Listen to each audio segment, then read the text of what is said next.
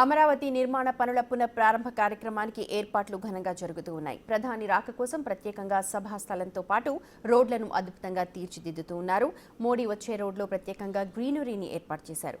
ఈ సభ ఏర్పాట్ల గురించి మరింత సమాచారాన్ని మా ప్రతినిధి సాయి అందిస్తారు. అమరావతిలో ప్రధానమంత్రి పర్యటనకి సంబంధించి అదేవిధంగా అమరావతి పునర్నిర్మాణ సభకు సంబంధించినటువంటి ఏర్పాట్లు అయితే అద్భుతంగా జరుగుతున్నాయనే విధంగా చెప్పచ్చు. వచ్చేటటువంటి సందర్శకులను కానీ అదేవిధంగా ప్రధానమంత్రి నరేంద్ర మోడీ వచ్చేటటువంటి రోడ్డు అంతా కూడా ఎంతో సుందరీకరణంగా తీర్చిదిద్దుతున్నటువంటి పరిస్థితి. ప్రస్తుతం చూడొచ్చు మనం ఎంతో ఈ ప్రధానమంత్రి నరేంద్ర మోడీ హెలిప్యాడ్ వచ్చేటటువంటి రోడ్డు ఇదంతా కూడా వివిధ ప్రాంతాల నుంచి తీసుకొని వచ్చినటువంటి పూల మొక్కలతో ఎంతో అద్భుతంగా తీర్చిదిద్దుతున్నారు.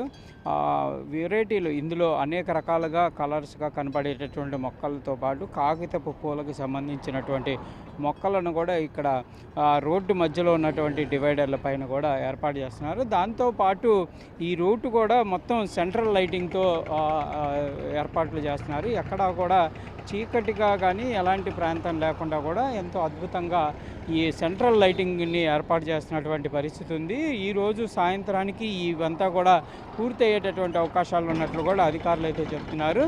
రేపు ట్రయల్ అనేది కూడా నిర్వహిస్తారు. ఎల్లుండి జరిగేటటువంటి ప్రోగ్రాంలో ఇవన్నీ కూడా ఎంతో అద్భుతంగా కనిపించేటటువంటి అవకాశాలు అయితే కనిపిస్తున్నాయి. ఇప్పుడు ప్రస్తుతం మనం చూస్తున్నటువంటి రోడ్డు అంతా కూడా ప్రధానమంత్రి నరేంద్ర మోడీ హెలీప్యాడ్ నుంచి సభాస్థలానికి చేరుకునేటటువంటి ప్రాంతం. ఈ ప్రాంతం అంతా కూడా సుందరీకరణగా కూడా తీర్చిదిద్దినటువంటి పరిస్థితులు కనిపిస్తున్నాయి. దాంతోపాటు సామాన్య ప్రజలకు సంబంధించి కూడా ఒకవేళ కనుక వస్తే వాళ్ళు ప్రధానమంత్రి నరేంద్ర మోడీని చూడటానికి వచ్చేటటువంటి సమయంలో ఎండలో నిలబడకుండా కూడా తెల్లటి టెంట్లతో కొంత ఏర్పాటు చేస్తున్నటువంటి పరిస్థితి ఉంది. అంటే విఐపికి సంబంధించిన వాళ్ళు కానీ లేకపోతే సామాన్య ప్రజలు కూడా ఎండలో ఇబ్బంది పడకుండా కూడా ఇవి ఏర్పాట్లు చేస్తున్నారు.